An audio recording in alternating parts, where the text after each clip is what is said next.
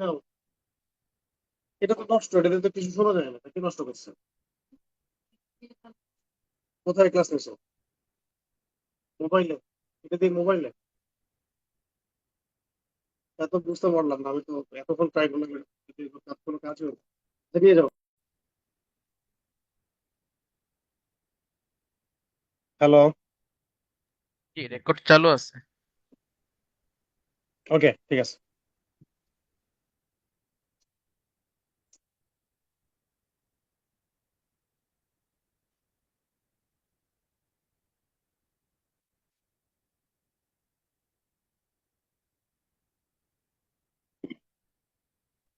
বিসমিল্লাহির রহমানির রহিম।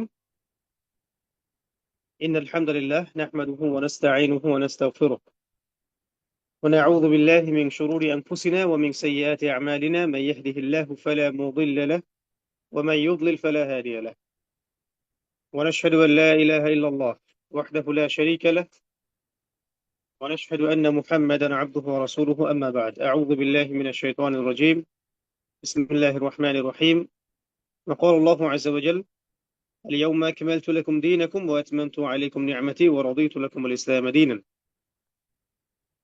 رب اشرح لي صدري ويسر لي أمري واحلل عقدة من لساني يفقه قولي اللهم فقهنا في الدين وعلمنا تأويل اللهم اجعلنا منهم الذين آمنوا وعملوا الصالحات وتواصوا بالحق وتواصوا بالصبر اللهم صل وسلم على نبينا محمد وعلى آله وأصحابه أجمعين الحمد لله আমরা শুরু করছি আমাদের আজকের সিরাতুন নবী সাল্লাল্লাহু আলাইহি ওয়াসাল্লাম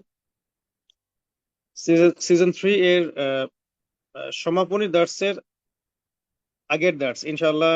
আমরা এর পরের ক্লাসে আমরা আমাদের আহ, সমাপনী দার্স দেওয়ার চেষ্টা করবো ইনশাআল্লাহ। আজকে 443 পৃষ্ঠা থেকে 443 পৃষ্ঠা থেকে আমরা সংক্ষিপ্ত করে একটা দার্সের চেষ্টা করছি, ফিকির করছি। আপনারা যার যার বই সামনে রাখেন। অলরেডি বিদায় হজের ভাষণ পর্যন্ত মোটামুটি পড়ানো হয়ে হয়ে গেছে। আজকে টপিকটা আপনারা খেয়াল করে দেখেন, রাসূল সাল্লাল্লাহু আলাইহি ওয়াসাল্লামের ইন্তেকালের যে মানে পর্যায়ে, সেটাতে আমরা চলে আসছি। ওইখান থেকে আমরা একটু সামনে আগাবো ইনশাআল্লাহ। আপনারা 443 পৃষ্ঠায় আসেন। তো আজকের ক্লাসে আমরা আপনাদের কাছ থেকে পড়া আদায় করছি না। আল্লাহ পাক তৌফিক দেন তো ইনশাআল্লাহ আগামী ক্লাসে আমরা কিছু পড়া ধরার চেষ্টা করব। আর আপনাদের ক্লাস আর বাকি নাই, বেশি একটা দুইটা ক্লাস হলেই শেষ হয়ে যাবে। এখন পরীক্ষার প্রিপারেশন নিতে হবে, এই মাসে আপনাদের পরীক্ষা হবে। এবং আমরা যেমনটা বলেছিলাম যে প্রথমে আপনাদের এমসিকিউ এক্সাম হবে ইনশাআল্লাহ। এবং এমসিকিউ এক্সামটা অনলাইনে হবে, সবাই ঘরে বসে দিতে পারবেন। এখান থেকে যারা ভালো করবেন তাদেরকে আমরা রিটেন পরীক্ষার জন্য ডাকবো। আবার এমন হতে পারে যে আমরা আপনাদেরকে অ্যাসাইনমেন্টও দিতে পারি, সেটা আপনারা বাসায় নিজের মতো করে গুছিয়ে জমা দিবেন। যারটা সবচেয়ে ভালো হবে ইনশাআল্লাহ তাদেরকে আমরা ভাইবার জন্য ডাকতে পারি। এটা হতে পারে, দুটো স্রোত হতে পারে। তবে এমসিকিউ সবার জন্য ওপেন থাকছে। এটা আপনাদের হয়তো আগামী এক সপ্তাহ পরেই হয়তো এমসিকিউ পরীক্ষা শুরু হয়ে যাবে। তো আপনারা যারা এখনো পড়াগুলো কভার করেন নাই, এক সপ্তাহ টার্গেট নিয়ে পড়াটাকে শেষ করে ফেলেন ইনশাআল্লাহ। তো আমরা দেখছি যে দেখুন, 443 পৃষ্ঠা আমরা দেখছি যে নবী করিম সাল্লাল্লাহু আলাইহি ওয়াসাল্লামের ইন্তেকাল, এটাকে 11 হিজরি বলা হচ্ছে। 11 হিজরি রবিউল আউয়াল মাসে রাসূলুল্লাহ সাল্লাল্লাহু আলাইহি ওয়াসাল্লামের ইন্তেকাল হয়েছে। এই কারণে উপরে টপিকের নিচেই দেয়া আছে, দেখুন যে রবিউল আউয়াল মাস 11 হিজরি, এবং লেখা আছে দাওয়াত এবং তাবলীগ এবং শরিয়া বাস্তবায়নের চূড়ান্ত পর্যায়ে। তো এর আগে আমরা দেখেছি যে বিদায় হজে এই আয়াতটা নাজিল হয়েছিল। কোন আয়াতটা? আল ইয়াউমা আকমালতু লাকুম দীনাকুম ওয়া আতমামতু আলাইকুম নি'মাতি ওয়া রাদিতু লাকুমুল ইসলাম দীনান। অর্থ ছিল যে আল্লাহ রাব্বুল আলামিন বিদায় হজের ভাষণ চলাকালীন যখন নবী সাল্লাল্লাহু আলাইহি ওয়াসাল্লাম বলেছিলেন যে আমি কি তোমাদের কাছে দ্বীনের পরিপূর্ণ আমানত পৌঁছে দিয়েছি কিনা, তখন সাহাবায়ে কেরাম সাক্ষ্য দিয়েছিলেন যে হ্যাঁ, অবশ্যই আপনি পৌঁছে দিয়েছেন। নবী সাল্লাল্লাহু আলাইহি ওয়াসাল্লাম তখন আসমানের দিকে শাহাদাত আঙ্গুল উঁচু করে বলেছিলেন যে আল্লাহ আপনি সাক্ষী থাকেন, আল্লাহুম্মা ফাশহাদ আল্লাহুম্মা ফাশহাদ আল্লাহুম্মা ফাশহাদ।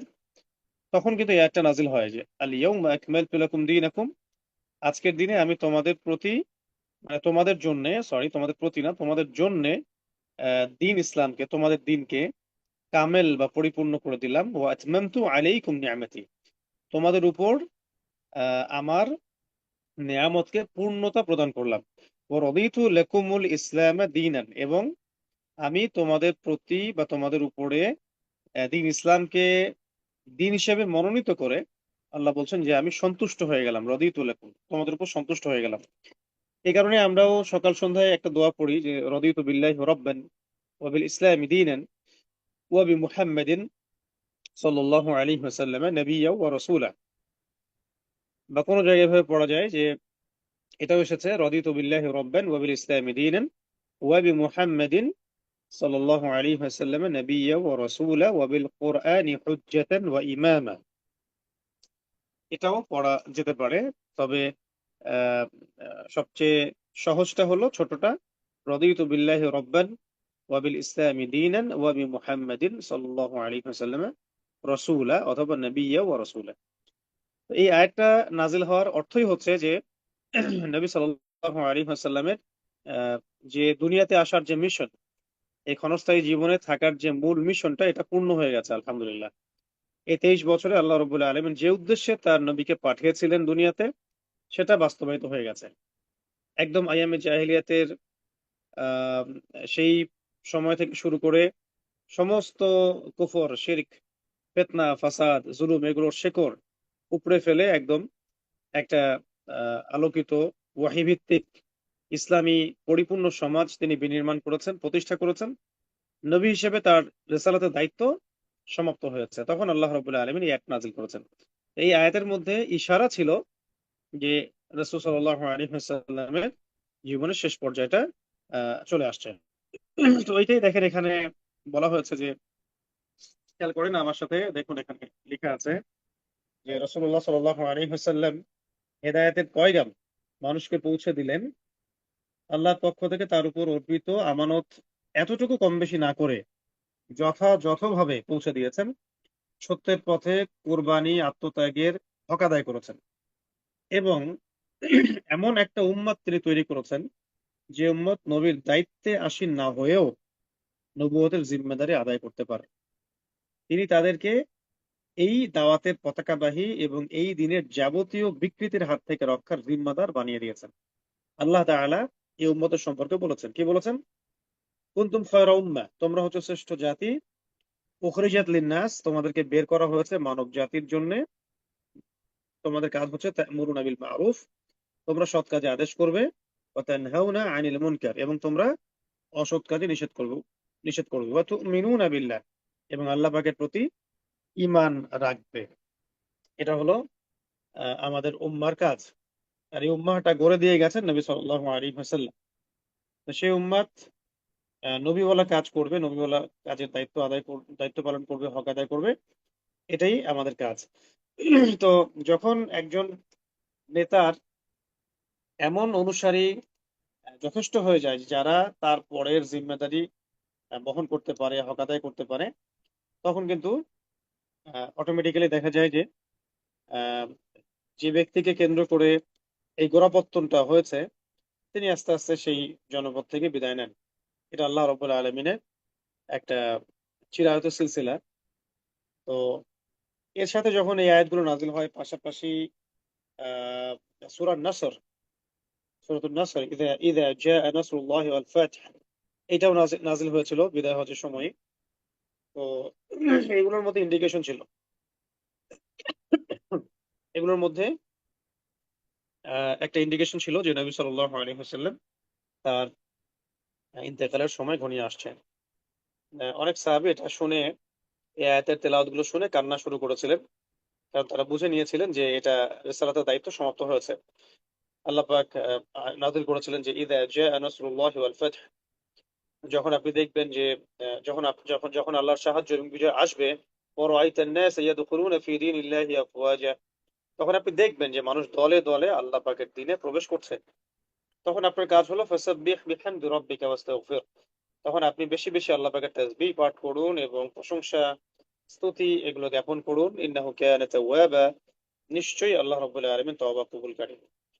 তো এই আয়াতগুলোর মধ্যে নিদর্শন ছিল, সুপ্ত একটা ইঙ্গিত ছিল যে রাসূলুল্লাহ সাল্লাল্লাহু আলাইহি ওয়াসাল্লামের জীবনের শেষ পর্যায়ে চলে আসছে। এখন আহ এমনিতে নবী সাল্লাল্লাহু আলাইহি ওয়াসাল্লামের অভ্যাস ছিল কি, তিনি প্রত্যেক রমাদানে ইতিকাফ করতেন এবং শেষ দশকে ইতিকাফ করতেন।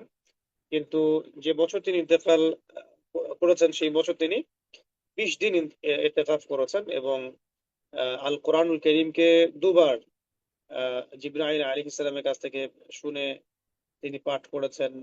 পুরো কোরআন এভাবে খতম করা হয়েছে যাতে করে কোরআনুল করিম এর যে মানে তার তারতিলটা, মানে তারতিবের সাথে যে সংকলনটা আর কি, তারতিল না সরি, তারতিবের সাথে যে সংকলনটা, এই সংকলনটা যেন খুব স্ট্রং হয়, যেটা আমরা আমাদের সামনে পাচ্ছি আর কি এখন। এটাও একটা কারণ ছিল। আর আল্লাহ রবুল আলমিন নবী সাল্লাল্লাহু আলাইহি ওয়াসাল্লামকে আহ, তার সাক্ষাতের জন্য প্রিপেয়ার করছিলেন, প্রস্তুত প্রস্তুত করছিলেন। এই মক্কা বিজয়ের মধ্য দিয়ে, তারপরে আপনার বিদায় হজের মধ্য দিয়ে, এবং দলে দলে মানুষ ইসলামে প্রবেশ করছে, এই আয়াতগুলো নাজিল হওয়া, এবং রমাদান, ইতিকাফ, তেলাওয়াত, এগুলোর মধ্য দিয়ে আল্লাহ রবুল্লাহ আলমিন তার প্রিয় হাবিবকে, আল্লাহ রবুল্লাহ আলমিনের প্রিয় হাবিব মুহাম্মদ সাল্লাল্লাহু আলাইহি ওয়াসাল্লামকে তার নৈকট্য, তার কাছে টেনে টেনে আনার যে একটা প্রসেস, যেটাকে এই দুনিয়ার জীবনে আসলে সবাইকেই ফেস করতে হবে, এটা, এটার মধ্য দিয়ে আল্লাহ রাব্বুল আলামিন তার প্রিয় হাবিবকে তার সান্নিধ্য, নৈকট্যে নিয়ে নেন। এটাই হলো নবী সাল্লাল্লাহু আলাইহি ওয়াসাল্লামের ওফাত। তো এখানে আমরা দেখেছি যে রাসূলুল্লাহ, অন্যান্য আরো কিতাবে আসছে যে রাসূল সাল্লাল্লাহু আলাইহি ওয়াসাল্লাম বিদায় হজের যে ভাষণটা, এরপরে 85 বা 87 দিন তিনি জীবিত ছিলেন আর কি। এবং এই সময়টুকুর মধ্যে হাদিসের জিবরিলটাও এসেছে, যে হাদিসের জিবরিল আমি আলোচনা করেছিলাম একদিন, ওইটাও মসজিদের মধ্যে এসেছে। আর এরপরে রাসূল সাল্লাল্লাহু আলাইহি ওয়াসাল্লাম অসুস্থ হয়ে পড়েন এবং এই অসুস্থতা যখন বৃদ্ধি পেতে থাকে তখন তাকে জিবরাইল আলাইহিস সালাম জানিয়ে দিয়েছিলেন যে ইয়া রাসূলুল্লাহ, এই অসুস্থতার মধ্য দিয়েই আপনার ইন্তেকাল হবে এবং আপনি আপনার আহ, আপনার যে প্রিয় রব, মহান রবের সাথে আপনি সাক্ষাৎ করবেন। তো এই এই অংশটুকু আপনারা পড়ে নেবেন ভালো করে। আর যখন রাসূল সাল্লাল্লাহু আলাইহি ওয়াসাল্লামের ইন্তেকাল এর কাছাকাছি সময় এসেছিল, তখন আহ নবী সাল্লাল্লাহু আলাইহি ওয়াসাল্লাম বেশ কিছু নসিহত করেছিলেন, ওসিয়ত করেছিলেন, নসিহত করেছিলেন। আহ, একটা সলাতের ব্যাপারে, সলাতের ব্যাপারে খুব পাবন্দি যেন আমাদের মধ্যে থাকে। একটা ছিল আমাদের অধীনস্থদের ব্যাপারে, আমরা যেন আমাদের অধীনস্থদের ব্যাপারে সচেতন থাকি, তাদের হক আদায়ের ব্যাপারে, খাস করে আমাদের স্ত্রী, আমাদের কন্যা, আমাদের সন্তান, তাদের ব্যাপারে, মানে স্ত্রীদের, দাসীদের ব্যাপারে ইত্যাদি। এবং তার কবরকে যেন ইবাদতের, সরি, আমাদের নবীজির কবরকে যেন ইবাদতের জায়গা বানানো না হয়, এই জন্য নবী সাল্লাল্লাহু আলাইহি ওয়াসাল্লাম খাস করে পরামর্শ দিয়েছেন, নসিহত করেছেন, আদেশ করেছেন। এবং তিনি এভাবে বদদোয়া করেছেন যে ইহুদি খ্রিস্টানদের উপর আল্লাহ পাকের অভিশাপ, যারা তাদের নবীদের কবরকে ইবাদতের জায়গা বানিয়েছেন। আরো তিনি বলেছিলেন যে তোমরা ইহুদিদেরকে ইহুদিদেরকে জাজিরাতুল আরব থেকে বের করে দিবে। এটাও ছিল একটা নসিহত। পাশাপাশি তিনি আহ আগত যে ফিতনাগুলো, ফাসাদগুলো এবং এই পুরো নবুয়ত জীবনের যে সামারি, এটা সম্পর্কে সচেতন করেছেন, আল্লাহ ভীতির ব্যাপারে, পরকালের ব্যাপারে। এর আগে বিদায় হজের ভাষণেও তো সব বলা হয়েছেই। পাশাপাশি তিনি আহ আমাদেরকে খাস করে আরেকটা বিষয়ের দিকে দৃষ্টি নিবদ্ধ করেছিলেন যে যখন অন্য গোত্র থেকে কোনো, মানে আমরা বলি ডেলিগেশন টিম বা অতিথি যারা আসবে দিন ইসলাম জানার জন্য, বোঝার জন্য, বা আমাদের সাথে ডিলিংস এর জন্য, আমরা যেন তাদেরকে সম্মান করি, এটাও ছিল আগে। এরকম আরো বেশ কিছু নাসিহাত ছিল, যেটা এই কিতাবে হয়তো পুরোপুরি ভাবে সব আসছে কিনা আমি জানি না। মানে আসলে আমি এই বইয়ের এই অংশটুকু পড়ে দেখিনি, তবে আর রাহিকুল মাকতুম যে কিতাবটা, এটা এটা এটা আমরা পড়ছিলাম, তো এটার মধ্যে অনেক ডিটেলস আছে আর কি। ওখান থেকে আপনারা একটু নোট করবেন, তাহলে দেখবেন যে আরো বেশ কিছু বিষয় জানতে পারবেন ইনশাআল্লাহ। আর শেষের দিনগুলো নবী সাল্লাল্লাহু আলাইহি ওয়াসাল্লাম আয়েশা রাদিয়াল্লাহু আনহার ঘরে ছিলেন। অন্য স্ত্রীরা এটাতে সম্মতি দিয়েছিলেন। এবং ওই সময় আহ নবী সাল্লাল্লাহু আলাইহি ওয়াসাল্লাম বলেছিলেন যে আমি মানে বিষক্রিয়ার মতো কষ্ট অনুভব করছি আর কি। বিষ প্রয়োগ করলে মানুষের মধ্যে যে এরকম কষ্ট হয়, শিরা যেমন ছিঁড়ে ছিঁড়ে যাবে, এরকম কষ্ট হচ্ছিল তার। আর আমরা জানি যে খায়বারের যুদ্ধে নবী সাল্লাল্লাহু আলাইহি ওয়াসাল্লামকে কিন্তু বিষ প্রয়োগ করা হয়েছিল।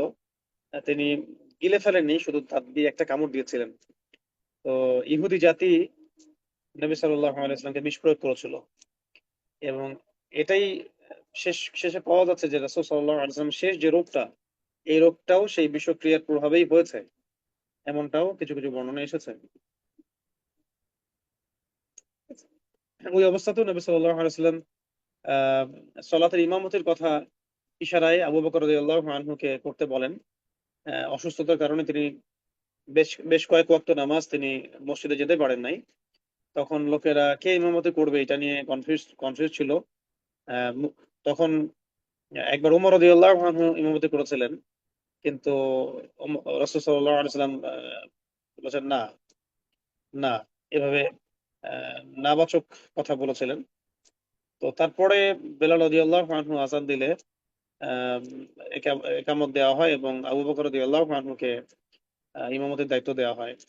এবং এটাতে নবী সাল্লাল্লাহু আলাইহি ওয়াসাল্লাম সম্মতি দেন। তো এটা একটা ইন্ডিকেশন ছিল যে নবী সাল্লাল্লাহু আলাইহি ওয়াসাল্লামের পরে খলিফা হিসেবে আবু বকর রাদিয়াল্লাহু আনহুকে আল্লাহ পাক মনোনীত করেছেন। তো এইভাবে বাকি বিষয়গুলো আপনারা একটু পড়ে দেখবেন। আহ, এখানে এখানে সংক্ষিপ্ত করে কিছু দেয়া আছে। শেষ অভিযানও এখানে একটা আছে যে এই সময় রাসূল সাল্লাল্লাহু আলাইহি ওয়াসাল্লাম শেষ একটা সৈন্যবাহিনীকে পাঠিয়েছিলেন, যেহেতু তিনি অসুস্থ ছিলেন।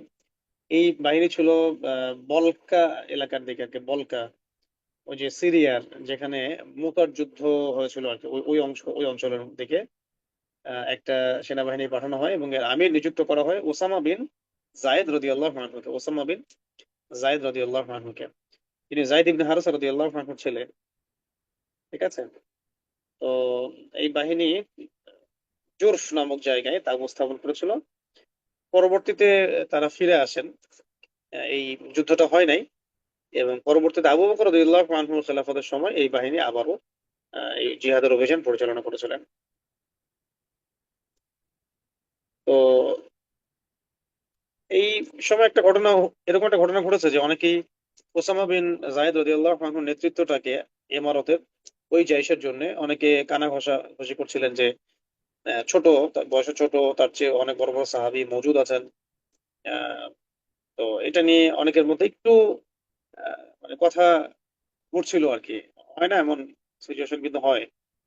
তখন নবী সাল্লাল্লাহু আলাইহি ওয়াসাল্লাম বলেছিলেন যে তোমরা আহ, তার ব্যাপারে এমন মন্তব্য করছো যেমনটা তোমরা তার বাবার ব্যাপারে করেছিলে, অর্থাৎ জাইদ ইবনে হারসা রাদিয়াল্লাহু আনহুর ব্যাপারে।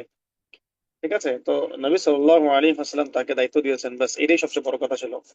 পরবর্তীতে আনসার মুহাজির সব সাহাবী, যারা বড় বড় সাহাবী, আহ মানে বয়োজ্যেষ্ঠ, তারাও ওসামা বিন জায়েদ রাদিয়াল্লাহু আনহুর এই সেনাবাহিনীতে তার ইমারতের অধীনে যুদ্ধ করেছিলেন।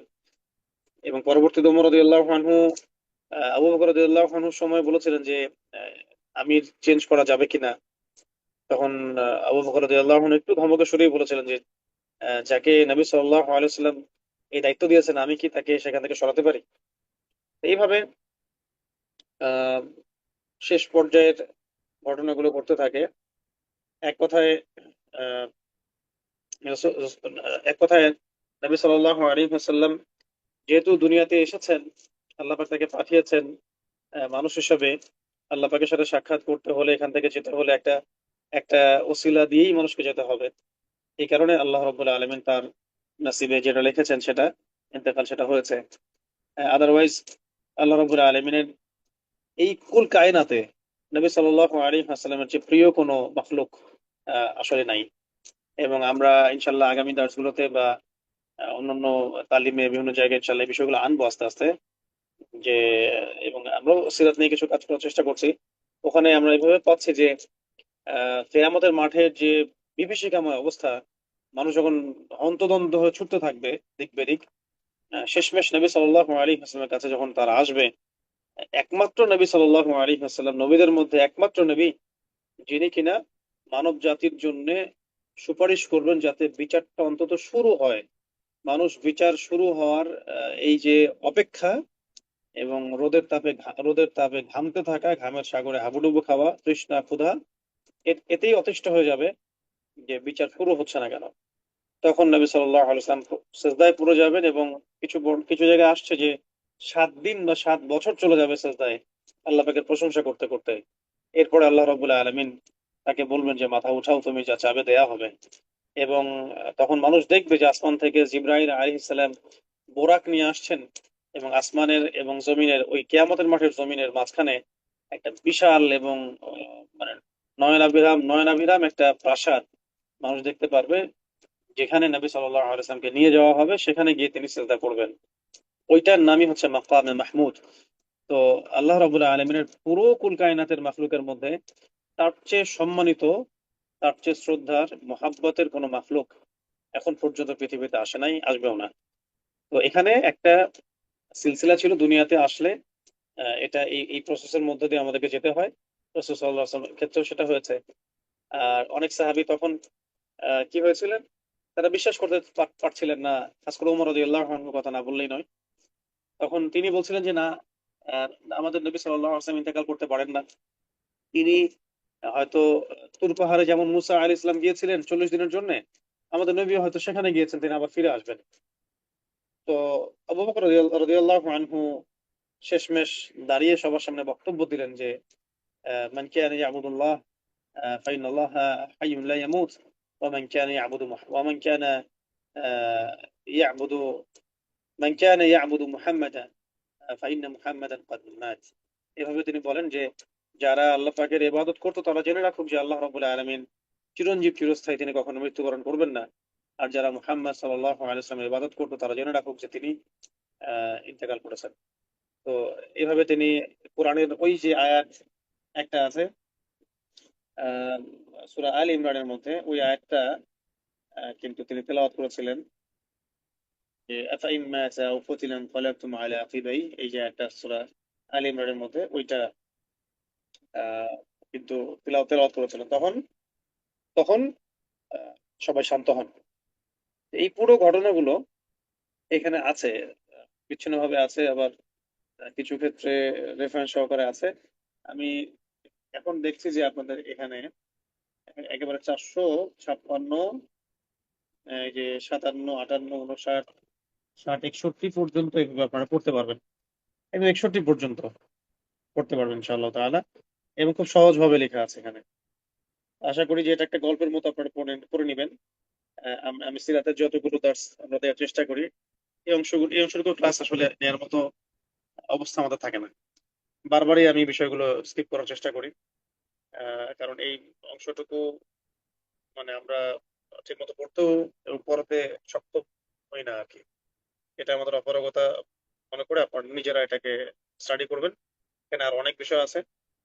খাস করে আমি বললাম আর রাহিবুল মাখতুম বইটাও সাথে রাখবেন, ওখানে আরো ডিটেলস অনেক বিষয় আছে। ঠিক আছে। তো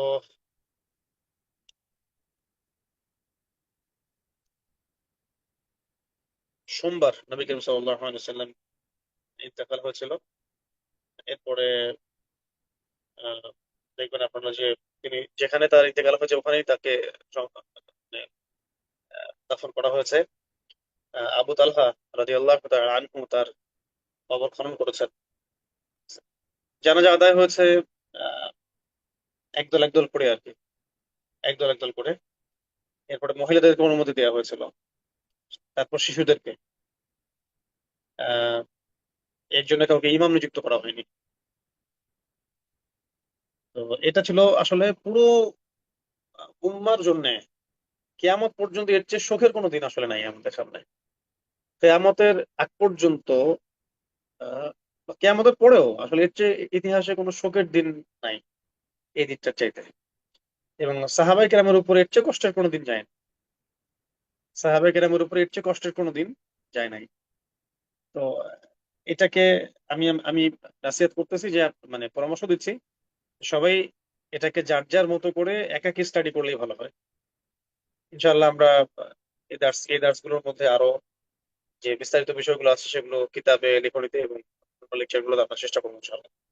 আল্লাহ পাক যেন সহজ করেন, তৌফিক দান করেন। আর আপনারা একটু পড়ে নেবেন, এটা 460 পর্যন্ত পড়বেন। 460 এবং 61 পর্যন্ত পড়ে নেবেন ইনশাআল্লাহ। আমাদের এখানে এশার সালাতের সময় 8:45, এখন বাজে প্রায় 8:30-এর মতো। তো আমি আপনাদেরকে আজকে শুধুমাত্র এই অংশটুকুই পড়তে বলছি যে নবী সাল্লাল্লাহু আলাইহি ওয়াসাল্লাম ওফাত বা ইন্তেকালের অংশটুকু, তার পুরো যে আহ, মোবারক যে পরিবার, নবী সাল্লাল্লাহু আলাইহি ওয়াসাল্লাম মোবারক যে পরিবার, এটা নিয়ে আরো মাসালা আছে, এখানে অনেক কিছু পড়াশোনা আছে। এবং শামাইলে তিরমিজি থেকে নবী সাল্লাল্লাহু আলাইহি ওয়াসাল্লামের আখলাক, এই বিষয়গুলো নিয়েও কথা আছে। তো আমরা আশা করছি যে আমরা দুটো ক্লাসের পরে ইনশাল্লাহ আমাদের পরীক্ষাটার ফিগর করব। আপনারা যদি চান তাহলে আমরা একটা টেস্ট এক্সাম নিতে পারি ফাইনাল ফাইনাল এমসিকিউ এর আগে। এটার প্রশ্ন আমাদের সবসময় রেডি থাকে, তো আপনারা চাইলে এটার একটা এক্সাম আপনারা দিতে পারেন। তো ফাইনাল এমসিকিউ প্রশ্নও রেডি আছে। এটা ইনশাল্লাহ একটা এক্সামের পরে আপনারা দেওয়ার চেষ্টা করেন। আর এমসিকিউ এর ফাইনাল ফাইনাল যে পরীক্ষা, তার আগে অবশ্যই আপনাদেরকে অন্তত অন্তত 3 দিন তো বন্ধ দেওয়া হবেই। তিন তিন 3, 4, 5 দিন বন্ধ দেওয়া হবে ইনশাল্লাহ, যাতে করে আপনারা পুরো বইটাকে রিভিউ করতে পারেন। আর এই এই এক্সামটাই সবচেয়ে বেশি ইম্পর্টেন্ট, এমসিকিউ। এখানে যারা টিকবেন তাদেরকে আমরা ইনশাল্লাহ লিখিতের জন্য ডাকবো। তারপর আমরা সেরা 10 চুজ করবো। এবং এই চুজিং এর পরেই যে এটা পড়াশোনা শেষ বা আমাদের যোগাযোগ শেষ বা ক্লাস শেষ, বিষয়টা মোটেও এমন না। যারা অফলাইনে সিরাত শিখতে চান তাদের জন্য আমরা ঢাকায় ব্যবস্থা করে রেখেছি। আর যারা অনলাইনে সিরাতের সাথে সম্পৃক্ত থাকতে চান তাদের জন্য সিরাত ফোরাম করা হয়েছেও, গ্রুপও করা হয়েছে, সিজন 4ও লঞ্চ করা হয়েছে। সিরাত কেন্দ্রিক আরো বেশ কিছু কাজ এবং প্রজেক্ট আমাদের মাথায় আছে, এগুলো আস্তে আস্তে ইনশাআল্লাহ আমরা লঞ্চ করবো। এবং এখানে আমরা আমাদের ট্যালেন্টেড যে ছাত্র বা ছাত্রীরা, তাদের সবাইকে ইনভলভ করার চেষ্টা করছি। আগেও করেছি, এখনো করছি এবং করবো ইনশাআল্লাহ। এবং আমি এবার অ্যানাউন্সমেন্ট দিচ্ছি আপনাদেরকে যে যদি আপনাদের মধ্যে কেউ সিরাত পড়ানোর মতো যোগ্যতা হাসিল করে ফেলেন, পড়তে পড়তে পড়তে পড়তে, আমরা আপনাদেরকে ইনশাআল্লাহ আহ, বেশ কিছু ট্রায়াল ক্লাস বা একাডেমিক কিছু ক্লাসের ব্যবস্থা করে দিব ইনশাআল্লাহ। প্ল্যাটফর্ম আমরা করে দিব, আপনারা পড়াবেন মানুষকে। এটাও আপনারা চাইলে করতে পারেন। তো ঠিক আছে, আজকে এইটুক থাক। আপনারা একটু পড়েন এটা বাসায়, এশার নামাজের পরে আপনারা আরো 1 ঘন্টা এটা স্টাডি করেন। আর কিছু স্টাডি আছে যেগুলো একা একা করলে ভালো। ঠিক আছে, কিছু স্টাডি আছে যেগুলো একটু নীরবে একা একা করলে যে উপলব্ধি বোধটা আসবে ইনশাল্লাহ, সেটা অনেক সময় আমভাবে বলতে গেলে আমরা একটু জড়তাবশত হোক বা লজ্জাবশত হোক ওই আবেগটাকে আনতে পারি না, যেটা আনা দরকার। তো আল্লাহ পাক আমাদের সবাইকে সিরাতের আজকে যে দার্সটা হলো এটা থেকে মূল যে শিক্ষাটা সেটা হাসিল করার তৌফিক দান করেন। আমি বাকি অনেক কিছু প্রশ্ন আছে আপনাদের মধ্যে, ইরান নিয়ে, ইসরায়েল নিয়ে, এটা নিয়ে। তো এগুলো তো একটু সময় সাপেক্ষ আলোচনাগুলো, এক কথায় উত্তর দেওয়া খুব টাফ। তবে আমি 1 মিনিটে যদি বলি তাহলে মূল কথাটা হচ্ছে যে ওয়ার্ল্ডের উপর দিয়ে অনেকগুলো ফেজ চলে গেছে। যেমন একটা সময় ছিল জার্মানরা ওয়ার্ল্ডকে রুল করেছে, তারপরে ছিল যেমন ওই আপনার পর্তুগিজরা করেছে, আহ, ডাচরা করেছে, এক পর্যায়ে ব্রিটেন ব্রিটেন সারা ওয়ার্ল্ডকে রুল করেছিল আর কি। ওই ফেজটা বেশি বেশি ইম্পর্টেন্ট ছিল, কারণ সে পুরো ওয়ার্ল্ডের মধ্যে একটা পুরো আহ, নতুন ওয়ার্ল্ড অর্ডার নিয়ে আসছিল আর কি। তারপরে আমেরিকা ওটা রিপ্লেস করলো, এবং সেই ওয়ার্ল্ড অর্ডার এখন শেষ হয়েছে। এবং ইসরায়েলের এখনকার যে ঔদ্ধত্যপূর্ণ আচরণ এবং সাম্প্রতিক যে তার পদক্ষেপ গুলা, এগুলো একদম চোখে আঙ্গুল দিয়ে স্পষ্ট করছে আমাদের সামনে যে সে এই ওয়ার্ল্ডের কাউকে আর পড়াও করছে না। আর কোনো মুসলিম বা মুসলিম কাউকে না, ইভেন জাতিসংঘকেও না, কোনো ব্যাংকিং সিস্টেমকেও না, তাদের যে মিত্র পশ্চিমা তাদেরকেও না, রাশিয়া চায়না তাদেরকেও না, ইভেন আমেরিকাকেও না। তারা কারো মতামতকে পরোয়া করছে না। তো তাদের মূল এজেন্ডা, আমি বারবার এটা বলে আসতেছি যে তাদের মূল এজেন্ডা হচ্ছে তারা হোলি ল্যান্ড কে লিবারেট করতে চায়।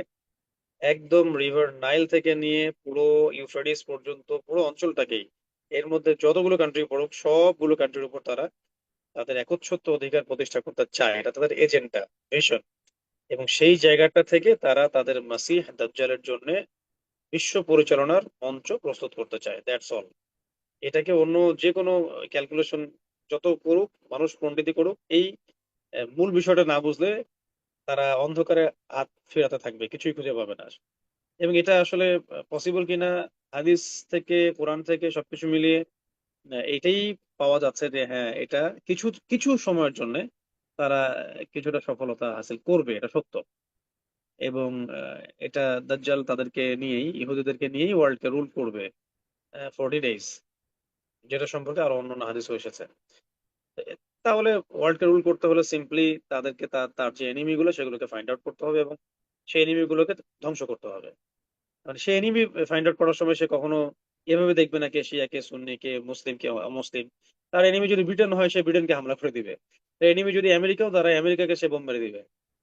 ব্যাপারটা এরকমই আর কি। সে তার এনিমি যদি ইরাক হয় মারবে, সিরিয়া হলে মারবে, ইরান হলেও মারবে। সে এইভাবে বিচার করবে না যে আসলে কে কে শিয়া, কে সুন্নি, কে কি ইত্যাদি।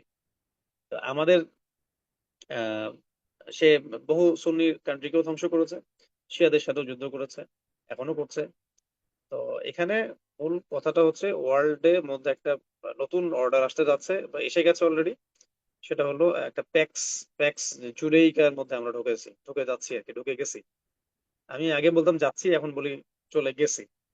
প্যাক্স জুডেইকার মধ্যে আমরা চলে আসছি আর কি এখন। এখন সে পুরো ওয়ার্ল্ডের মধ্যে তার একচ্ছত্ব আধিপত্য বিস্তার করতে চাইবে, এবং সেটা সে করছেও। এবং যে তার সাথে মিত্রতা করবে সে তাদের সাথে ভালো সম্পর্ক রেখে চলার চেষ্টা করবে। আহ, মিত্রতা বলতে আমি কিন্তু দাসত্ব বোঝাচ্ছি। সে চায় সবাই তার দাস হয়ে যাক, দাজ্জালি ভাবেই ওয়ার্ল্ডকে শাসন করবে। এটা এটা এমন ফেতনা হবে যেটা মানুষ কল্পনাও করতে পারবে না। আর যে তার বিরুদ্ধে দাঁড়াবে, খাস করে মুসলিমরা, তাদেরকে সে একদম ম্যাসাকার করে ছাড়বে, এরকম একটা তার প্ল্যান থাকবে। সব মিলিয়ে আহ শুধুমাত্র গুটি কয়েক মুসলিম সারা ওয়ার্ল্ডে, যারা গুটি কয়েকই বলবো আমি, যারা আল্লাহ পাকের দিন প্রতিষ্ঠার স্বপ্ন দেখে বা সেই চেষ্টা করে, যারা কখনো বাতিলের সামনে মাথা নত করে না, এইরকম আইডিওলজি যারা, তারাই দাজ্জাল এবং তার বাহিনী এদের সাথে ফাইট করতে থাকবে। এই অবস্থাতে মালহামা আসবে। মালহামার সাথে ইমাম মাহাদির আগমনও জড়িত আছে। তারপরে মুসলিমদের জয়ে, শেষ পর্যায়ে গিয়ে মুসলিমদের জয়েরও হাদিস আসছে। তবে এর এর এই জয়ের আগে বহু রক্ত যাবে আর কি, বহু চড়াই উতরাই পাড়ি দিতে হবে। এবং আহ, দাজ্জাল এবং তার বাহিনী, আহ, তার মিত্র সবার সাথে মুসলিমদের এবং সত্যপন্থীদের এই কনফ্লিক্ট এবং লড়াই সংগ্রাম চলতে থাকবে, যতক্ষণ পর্যন্ত না ঈসা আলাইহিস সালামকে আল্লাহ পাক পাঠান এবং ঈসা আলাইহিস সালামের হাতে দাজ্জাল মারা যাবে। এবং তারপরেই আপনি সেটা গ্লোবাল খেলাফা দেখতে পারবেন, তার আগে আপনি গ্লোবাল খেলাফা দেখতে পারবেন না বলে আমার মত। হ্যাঁ, আপনারা বা আমরা আঞ্চলিক ভাবে হয়তো কিছু ছোট ছোট ইমারত রাষ্ট্র পেতে পারি, এবং ওইটাই হওয়া দরকার আমাদের এখনকার মেইন ফিকির। ওভারঅল এটা যখন আমরা জানি, তো সেক্ষেত্রে আমাদের সব ধরনের প্রিপারেশন দরকার আসলে। ফার্স্ট অফ অল তো জ্ঞানের, দেন অবশ্যই আমলের, আখলাকের, এবং অবশ্যই দরকার ছিল আমাদের জামাবদ্ধ হয়ে যাওয়া।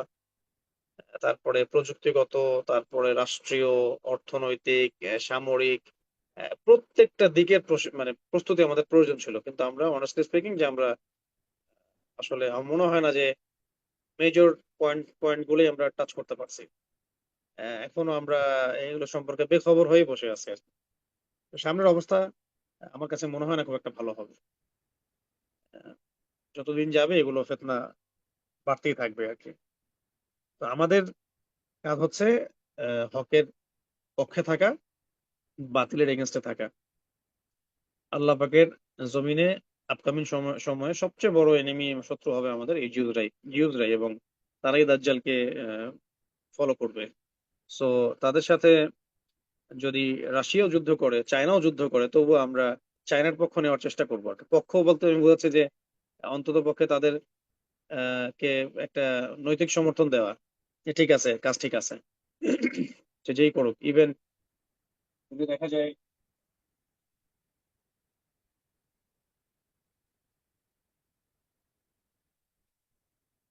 জি, যদি দেখা যায় যে আহ, একটা কাফের শক্তিও ইসরায়েলের এগেনস্টে দাঁড়িয়ে যুদ্ধ করছে, সেক্ষেত্রে আমাদের উচিত হবে যে অন্ততপক্ষে এই বৈশ্বিক দাজ্জালের শক্তির এগেনস্টে সমর্থন দেয়া।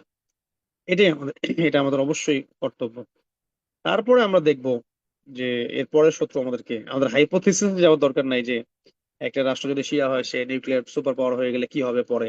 ওইটা এখন ভাবার আমার প্রয়োজন নেই। এখন আমি সামনে যা দেখছি ওই অংশটুকুতে আমরা অবশ্যই ইসরায়েলের এগেনস্ট অবস্থান নিব, এবং আমাদের আমাদের যে মানে কি বলবো প্রিপারেশন, গ্লোবাল প্রিপারেশন, ইন্ডিভিজুয়াল থেকে শুরু করে আহ, জামাবদ্ধ রাষ্ট্রীয় প্রিপারেশন সবকিছুই নেওয়া দরকার।